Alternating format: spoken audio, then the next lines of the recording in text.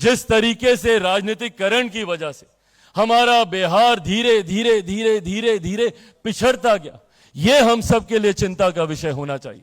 सोचिए, एक हमारा ऐसा प्रदेश जो नालंदा यूनिवर्सिटी पे हम लोग तब फक्र और गर्व करते थे जब शिक्षा के महत्व को देश तो भूल जाइए, दुनिया भी नहीं पहचानता था। उस वक्त दूसरे दूसरे देशों से हमारे यहां लोग आते थे शिक्षा हासिल करने, तालीम हासिल करने। हम लोग उस राज्य से आते हैं, पर आज तकलीफ इस बात की होती है कि जब उसी राज्य के बच्चों को दूसरे राज्य में जाना पड़ता है।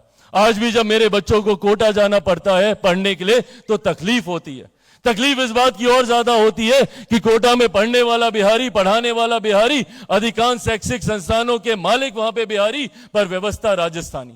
क्यों ये व्यवस्था हम लोग बिहार में नहीं बना सकते? क्यों यहां पे अलग अलग जिलों को चिन्हित करके एजुकेशनल हब नहीं बनाया जा सकता? आज जब मैंने तमाम महापुरुषों का जब मैंने जिक्र किया, और टूरिज्म मंत्री भी यहां पर मौजूद है, मैं चाहता हूं कि बिहार को एक रिलीजियस टूरिज्म के तौर पर विकसित किया जाए। अयोध्या में एक भव्य राम मंदिर बना, देखिए किस तरीके से ना सिर्फ अयोध्या की, पूरे उत्तर प्रदेश की वहां पे कायाकल्प हुई।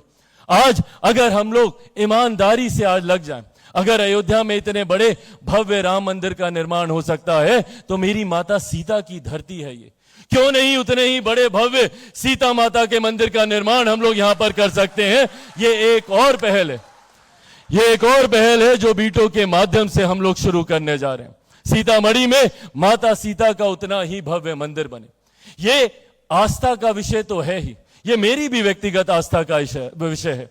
मैं माता सीता में अटूट विश्वास रखता हूं। आज जब हम लोग नारी सशक्तिकरण की बात करते हैं, मैं मानता हूं कि उसकी प्रतिमा है माता सीता। जिस तरीके से उनका जीवन रहा, सबके लिए सीखने के लिए अनंत विषय है वहां से।